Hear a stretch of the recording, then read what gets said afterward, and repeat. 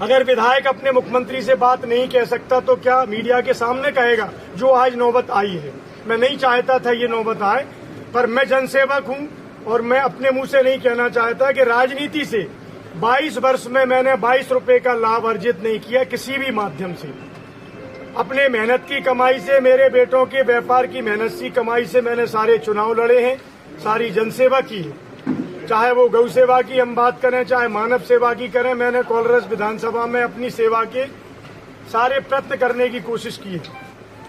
पर जब मुझे लगा कि भारतीय जनता पार्टी में ग्वालियर चंबल में या ग्वालियर गुना लोकसभा में भारतीय जनता पार्टी हमारी बात को सुनना नहीं चाहती है, व्यक्ति विशेष और किसी परिवार के दबाव में मूल भारतीय जनता पार्टी के कार्यकर्ता को यहाँ कोई शरण नहीं मिलने वाली है, तो मुझे लगा कि मुझे अब निश्चित रूप से इस परिवार से पृथक होना चाहिए। और इन पीड़ाओं के कारण मैं आज ये निर्णय ले रहा हूँ। प्रमुख कारण यही है। दूसरा कारण है, जैसे मैंने विधानसभा में शिवपुरी जिले के 2 वर्ष से चल रहे 84 करोड़ के घोटाले की बात उठाई विधानसभा प्रश्न के माध्यम से, तो मेरी शायद पार्टी को ठीक नहीं लगा हो, पर मैंने चर्चा की। उस चर्चा में केपी सिंह जी भी बोले, कांग्रेस के विधायक।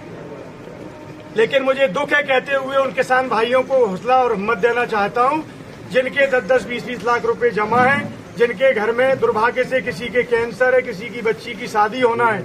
लगातार 3 साल प्रयास करने के बाद उस विषय पर भी ना विधानसभा में गंभीरता से लिया गया, ना माननीय मंत्री अरविंद भदौरिया जी सहकारिता मंत्री ने उस विषय को लिया। अनेक बार, दर्जनों बार चर्चा करने के बाद मैं हताश हो गया। और आज वो जो गरीब किसान जिसका 10 लाख, 5 लाख, 20 लाख जमा है, उसको 2-2 हजार रुपए एक बार जाने पे मिल रहे हैं। तो इस तरह की अनदेखी करना जन समस्याओं की, सहकारिता घोटाला।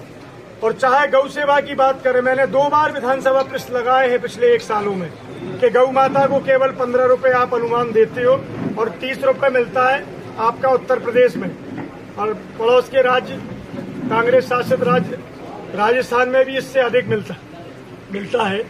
तो मैंने विधानसभा प्रश्न के माध्यम से भी गौ माता की चिंता करने की कोशिश की, क्योंकि मेरा विशेष लगा ये, न मैंने कोई पार्टी का निर्णय लिया है, न मैंने शिवपुरी विधानसभा का, न कोलरस विधानसभा का मुलाकात मेरी किसी से मुलाकात आज तक नहीं हुई। कांग्रेस के लोग अपेक्षा करते हैं, उम्मीद करते हैं, जगह जगह से खबर करते हैं, ये बात आप तक भी पहुंचती है, मुझ तक भी आती है।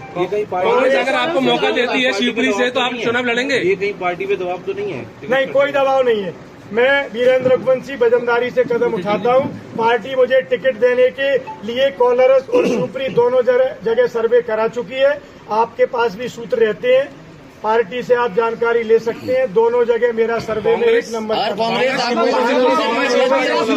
महल प्रताड़ना के कारण दे रहे हैं? बिल्कुल दे रहे हैं। महल प्रताड़ना और महल के साथ आए मंत्रियों के अखंड भ्रष्टाचार से दुखी होकर कांग्रेस अगर शिवपुरी से मौका देती है, कहना चाहता हूं कि मेरे प्रभारी मंत्री शिवपुरी जिले के आज तक के माननीय महेंद्र सिंह सिसोदिया जी 500 लोगों के जनप्रतिनिधियों की बैठक में कहते हैं कि भ्रष्टाचार भगवान पर चढ़ाए जाने वाला प्रसाद और नेक है, ये नेक तो आपको देना पड़ेगा।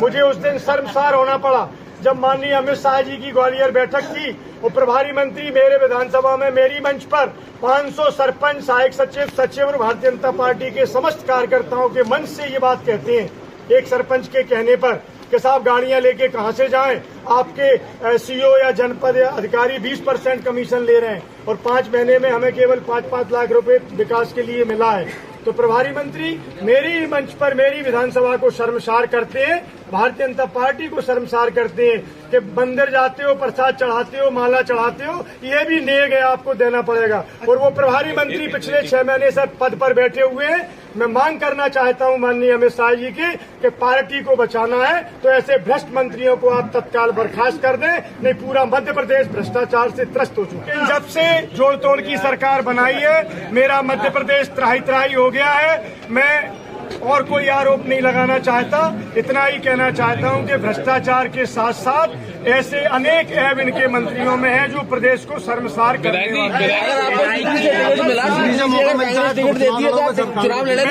आप सबसे मशवरा लूंगा, पूरे क्षेत्र से लूंगा। मेरा जीवन का लक्ष्य जनसेवा है। मैं राजनीति में नहीं था, जनसेवा करते हुए 2007 में आप सबकी मांग पर उपचुनाव में मुझे मौका दिया था।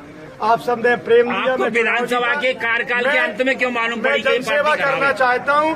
पूरे जिले के लोग, आप मीडिया के साथी सबसे चर्चा करूंगा लगातार। कांग्रेस अगर आपको मौका देती है मुझे निर्देश क्षेत्र के लोग करेंगे। ये सिंधिया के जो मंत्री हैं उनका खामियाजा सरकार को 2023 में उठाना पड़ेगा। निश्चित रूप से उठाना पड़ेगा। और ये बात मैंने उस दिन जिला कोर कमेटी की सीएम हाउस की बैठक में भी मुख्यमंत्री से निवेदन किया, जब मेरी उन्होंने मुख्यमंत्री की प्रभारी मंत्री द्वारा मुझे और मूल भाजपाइयों को पीड़ित करने के विषय पर चर्चा की और वो चर्चा करने को तैयार नहीं थे माननीय शिवराज सिंह जी, तो मैंने पीड़ित होकर वही कहा था कि भाई साहब मत भूलिए, सरकार बनाने के लिए केवल ये भ्रष्ट प्रभारी मंत्री की जरूरत नहीं पड़ेगी, मध्य प्रदेश के वोटर्स की जरूरत पड़ेगी, हम जैसे विधायक और सिपाहियों की जरूरत पड़ेगी। इतना कहने के बाद भी प्रभारी मंत्री के साथ मुझे 5 मिनट बैठा करके 3.5 साल में माननीय शिवराज सिंह जी या शीर्ष नेतृत्व ने उचित नहीं समझा। अगर शिवपुरी विधानसभा से कांग्रेस आपको मौका देती है, उम्मीदवार बनाती है, तो आप तैयार हैं इसके लिए? मैं कह रहा हूं ना कि जनता जनार्दन, शिवपुरी शहर के लोग, कोलारा जिला, करेरा, पिछोर में सब जगह सेवा करता हूं। 2, 4, 6, 8 दिन में जो भी आपके सुझाव आएंगे जन सेवा के लिए मैं उस पर अमल करूंगा।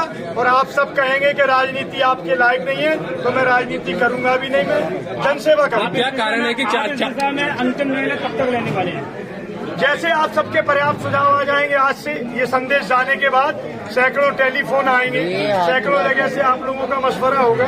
मैं भी अपने जो शुभचिंतक है जनसेवा में मेरी मदद करते हैं, 100-200-500 लोगों को मैं भी टेलीफोन लगाऊंगा। सब लोगों का